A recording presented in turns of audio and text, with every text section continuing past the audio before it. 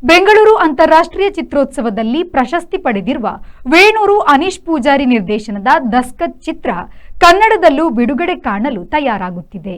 ರಾಘವೇಂದ್ರ ಕುಡುವ ನಿರ್ಮಾಣದ ದಸ್ಕತ್ ಸಿನಿಮಾವು ಈಗ ಕನ್ನಡ ಭಾಷೆಗೆ ಡಬ್ಬಿಂಗ್ ಕೆಲಸದಲ್ಲಿ ತೊಡಗಿಕೊಂಡಿದೆ.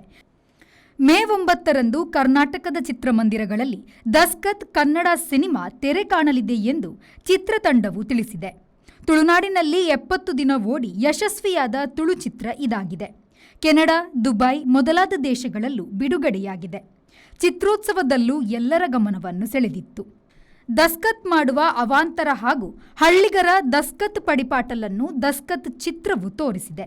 ದೀಕ್ಷಿತ್ ಮತ್ತು ಭವ್ಯ ಪೂಜಾರಿ ನಾಯಕ ನಾಯಕಿಯರಾಗಿರುವ ಈ ಚಿತ್ರವು ಈಗ ಜಗದೀಶ್ ಬನ್ನಿಮಂಗಲ ಅವರಿಂದ ಕನ್ನಡಕ್ಕೆ ಡಬ್ಬಿಂಗ್ ತಯಾರಿಕೆ ನಡೆದಿದೆ.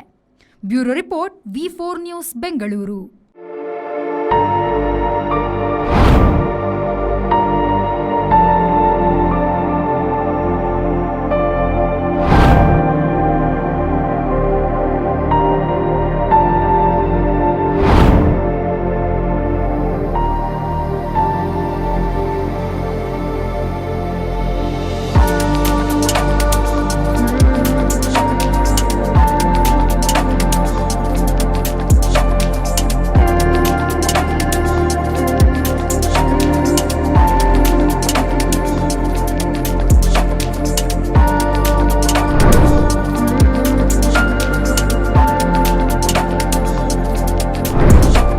Our balcony garden, Vertex Street, Kadri Kamla Road, Mangalore. Call 8197 104 042 or 7899 282 403.